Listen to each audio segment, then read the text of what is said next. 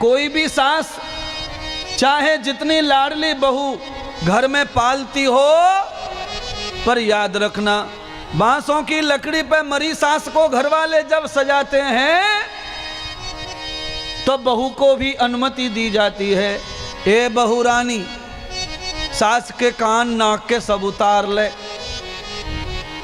इतनी लाडली बहू, इतनी बेटी जैसी बहू, पर अड़ोसी पड़ोसी, चाची सास, ताई सास सब कान में कहे में रोते रोते अब कुछ नहीं है, जो कुछ हाथ पड़े सो लूट लो, आंधी के आम है महाराज।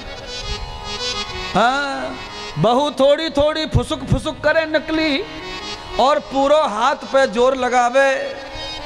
मरी मराई सास भी अकड़ रही है, कान में से कुंडल उतारने नहीं दे रही है, बार बार हाथ फिसल रहा है? कठिन है महाराज, माफ करना। कहे तो आप सही रहे गुरुजी, ऐसो ही होवे महाराज, क्योंकि मरी मराई सास से बहू को डर लगने लग जाता है, डर लगता है महाराज। सोना चांदी रुपया पैसा अलमारी साड़ी ब्लाउज पेटीकोट सब छोड़ गई बहू के लिए, तो भी बहू डर रही है, डर रही है महाराज। 8-7 दिन निकल जाए वकील साहब, सुनो 8-7 दिन निकल जावे तो बहू फिर पति को बतावे कोने में, मोको तो सफेद साड़ी में कोई दिखी।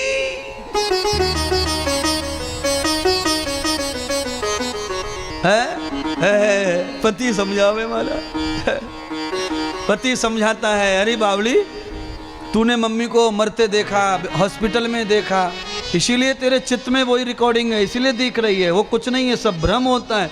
दूसरे दिन फिर पति को कहा, देखो तुम मान नहीं रहे, आज तो पेड़ पे चढ़ गई थी, बोलिए है 3 महीने से बिस्तर पे पड़ी, पेड़ चढ़ने का प्रोजेक्ट 40 साल पहले ही खत्म हो चुकी, और बहू नई नई नौटंकी बता रही है, बदनाम कर रही है सास को मरने के बाद भी। आज तो मैंने पेड़ पे चढ़ते देखा। चौथे दिन तो बहू ने हद कर दी वकील साहब। क्या हद कर दी? तुम मानो मत मानो, तुम्हें थोड़ी डर लगे, रात भर निकल जाए, आज तो छत पे आकर के मुंह को बुलाई रही। ऐसे ऐसे हाल है हमारा। फिर सुनिए ना, आइडिया सुनो, बुलाई रही। जैसे ही बहू रानी के मायके वाले आए रोने के लिए, बहू ने सब कथा सुनाई, मम्मी ऐसो ऐसो है रो। तो बहू की माँ ने कहा, बेटा चिंता मत करे, हमारे गांव में लंबी दाढ़ी वालों मौलवी है, वो ऐसो जंतर धागो बनावे कसा भूत प्रेत भाग जाए मारा। मायके वालों ने काला गांठ मार कर मौलवी जी से एक ऐसा धागा बनवा दिया जो बहू की बाह में बांध दिया, हाथ में बांध दिया, गले में बांध दिया, पैर में, चारों तरफ धागे ही धागे लपेट दिए बहू रानी से। एक गले में पड़ा है, बोलिए 5.5 मीटर की पहन रही है, हजारों धागे साड़ी में है, पर मौलवी के धागे से भूत उतरेगा। देख लो कितना बड़ा पाखंड है हिंदुस्तान में। इस अंधविश्वास ने पूरे हिंदू धर्म को गुमराह कर रखा है। बोलिए, नौकरी नहीं लग रही तो धागा ले आओ, शादी नहीं हो रही तो लाल नाम लाल पत्थर पहन लो अंगूठी में, नीला कलर का पत्थर पहन लिया तो तनख्वाह बढ़ जाएगी।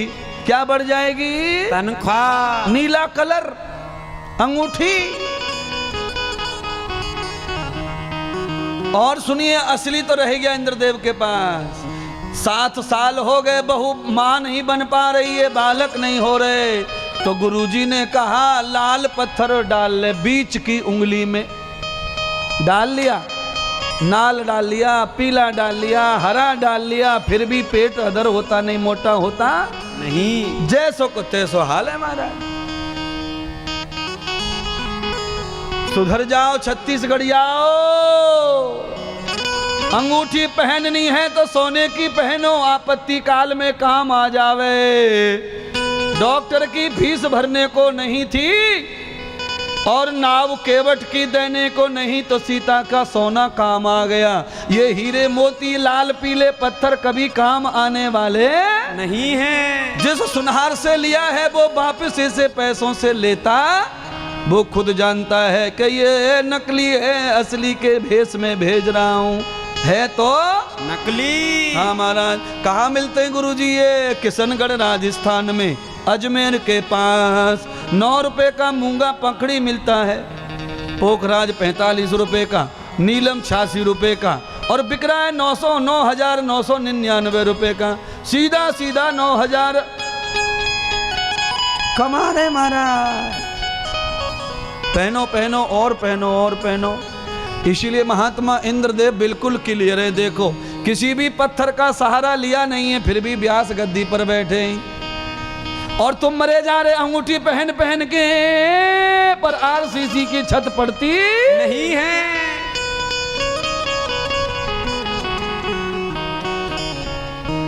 कैसे होगा महाराज? कैसे नैया पार लगेगी इस पाखंड से? गुरुजी बचाओ, हम तो आए हैं बचाने के लिए। हैं? एक कथा में इतना चमत्कार नहीं होगा महाराज।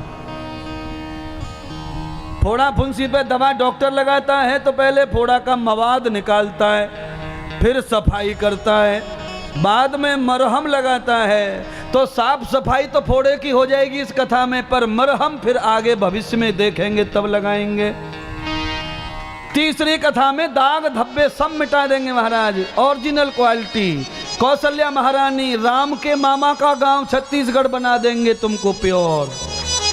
पर क्या करें महाराज, गुटखा तंबाकू बीड़ी सरकट अंडा मांस मटन ये मवाद है। इस मवाद को तो एक कथा लगेगी पूरी।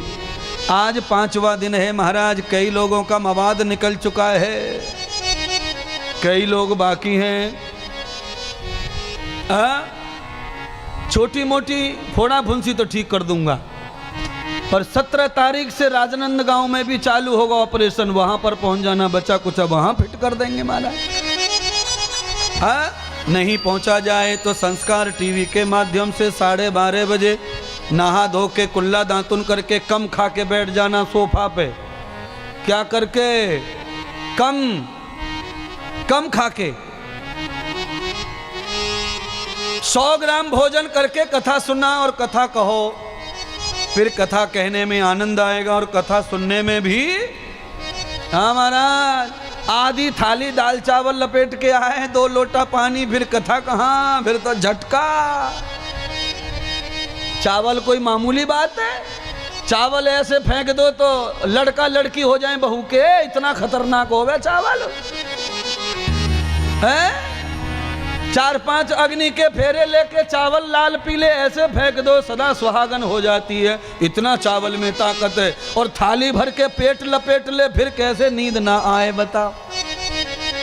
है गुरुजी, आप कहां से कहां ले जाते हैं। इसी को तो जीवन कहते हैं, इसी को तो ज्ञान कहते हैं, अनुभव कहते हैं। ये भैया कोई तैयारी नहीं है, ये अपने आप माल पैदा होता और बरसता है महाराज।